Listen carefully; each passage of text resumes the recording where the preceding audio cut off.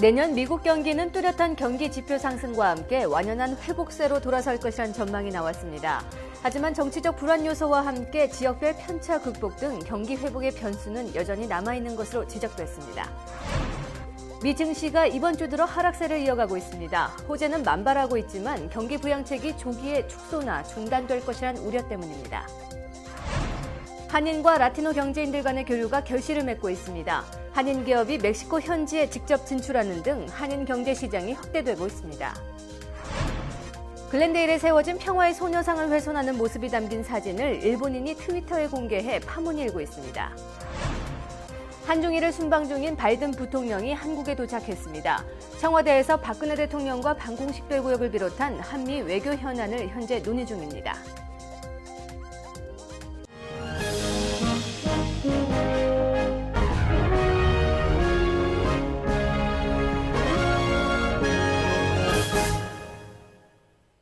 여러분 안녕하십니까? 12월 5일 목요일 KBS 아메리칸 뉴스입니다.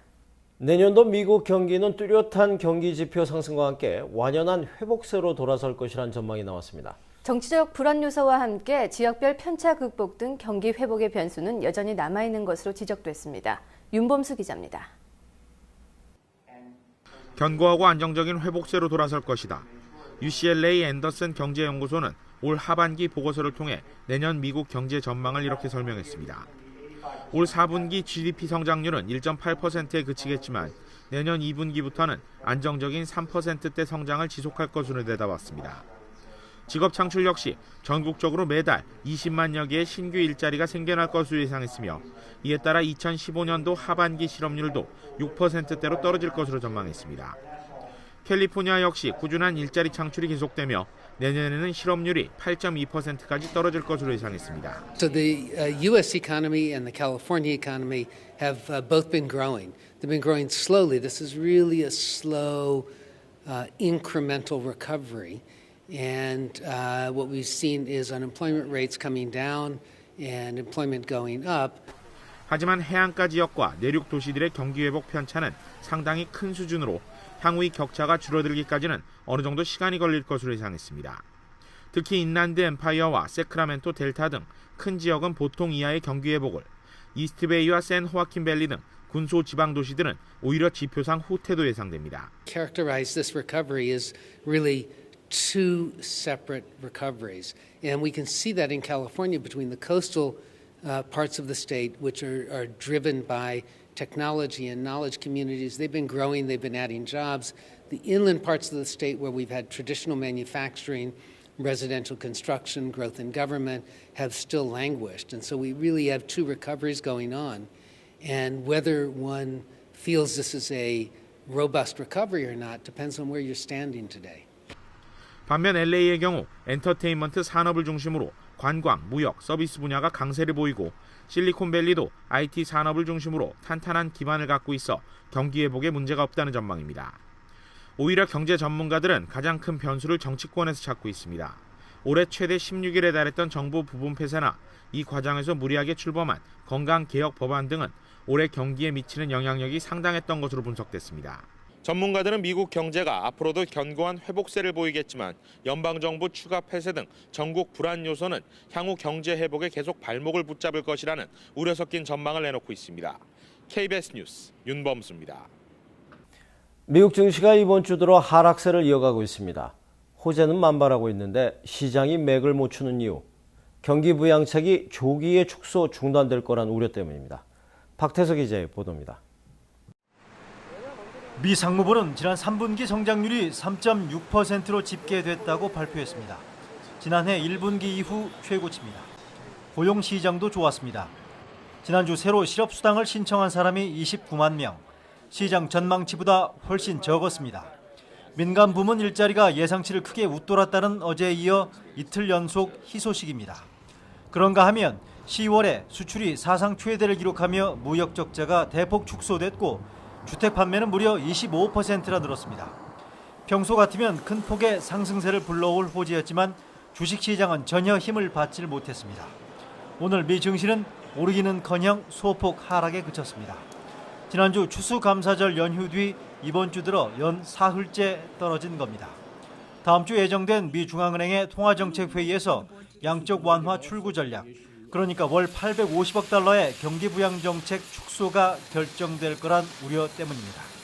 That the market is going to break at some point, in part because of the things we've been talking about: higher inequality, low wages, and generally low growth. 시장에서는 내일 발표될 지난달 실업률 통계치가 경기 부양책의 향배를 결정할 최대 변수로 보고 있습니다. 뉴욕에서 KBS 뉴스 박태서입니다. 한인과 라티노 경제인들 간의 교류가 결실을 맺고 있습니다. 한인 기업이 멕시코 현지에 직접 진출하는 등 한인 경제 시장이 확대되고 있습니다. 노승욱 기자가 취재했습니다. 캘리포니아 LA 카운티 인구는 약 1,000만 명.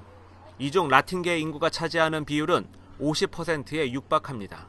국경을 넘어 중남미까지 비즈니스 시장성을 확대하면 가능성은 무한대로 커집니다. 아직은 불안한 경제 상황이 한인 기업들의 돌파구를 찾도록 만들어주는 계기가 되고 있습니다. 실질적인 성과를 좀 높여보자 해가지고 1대1 미팅을 할 수 있는 어떤 비즈니스 기회를 만들 수 있는 그런 실질적인 기회장이 되지 않을까 그렇게 기대를 하고 있습니다.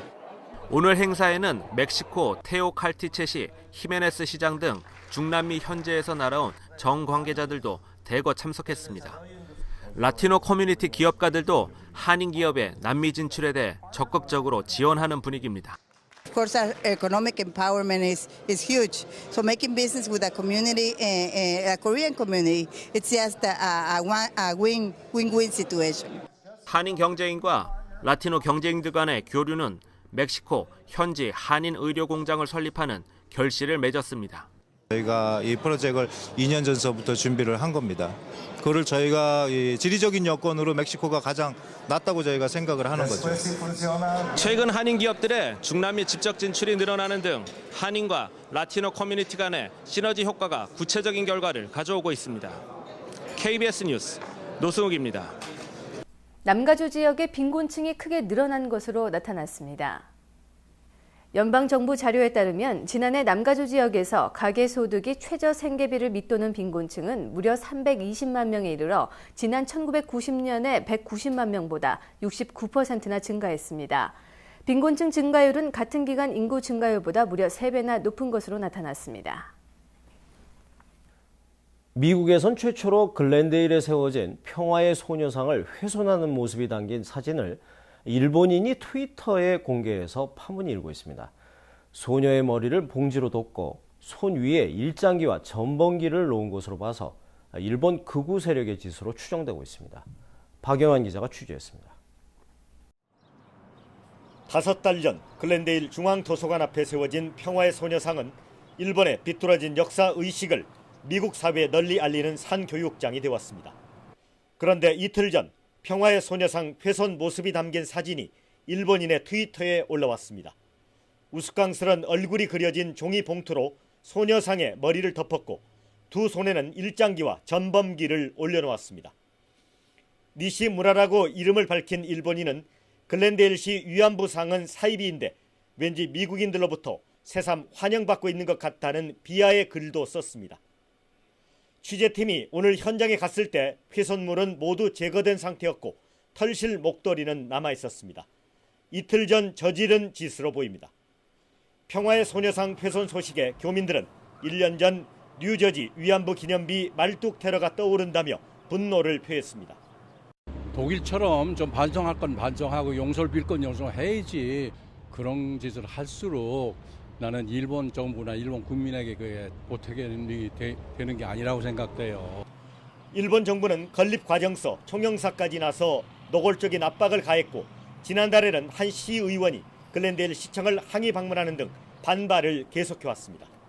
평화의 소녀상 훼손 시도는 부끄러운 과거를 진정으로 반성할 줄 모르는 일본의 옹졸한 행태를 국제적으로 더욱 각인시킬 뿐입니다.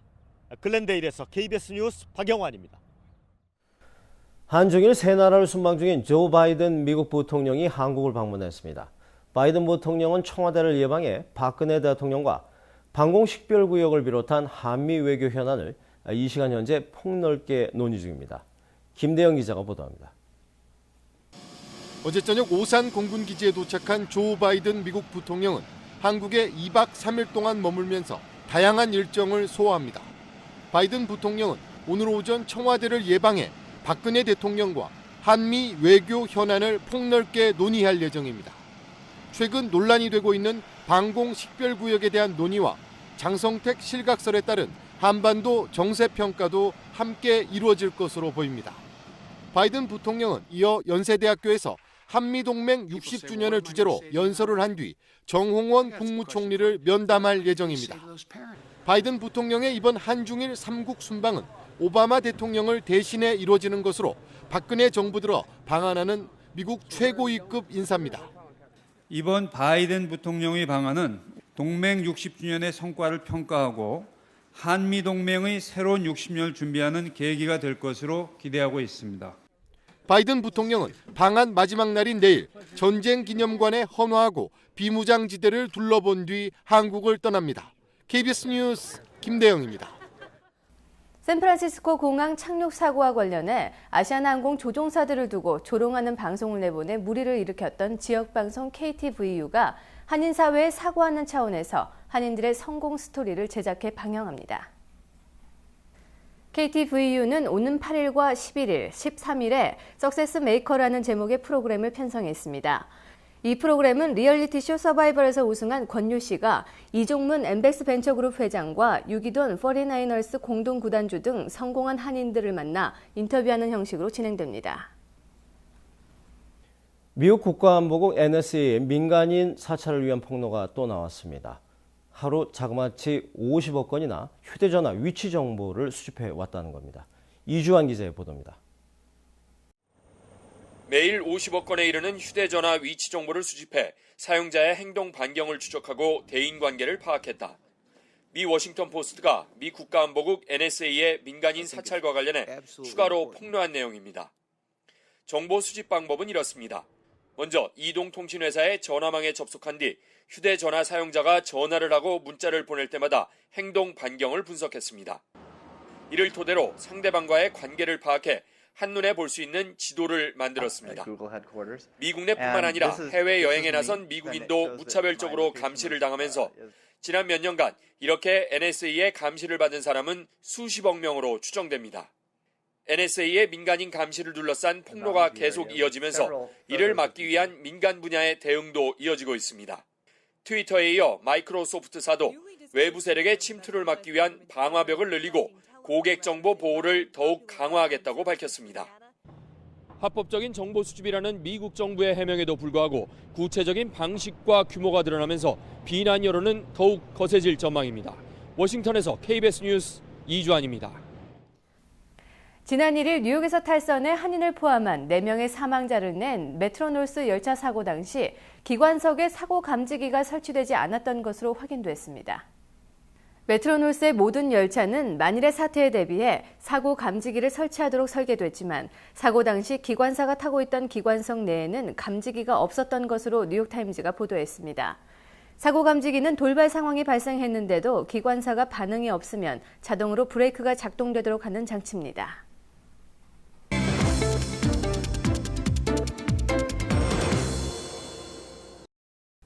뉴욕 증시는 중앙은행이 양적 완화 규모를 축소할 수도 있다는 우려가 퍼져 이번 주 내내 하락세를 이어갔습니다. 원달러 환율은 1,057원 90전입니다.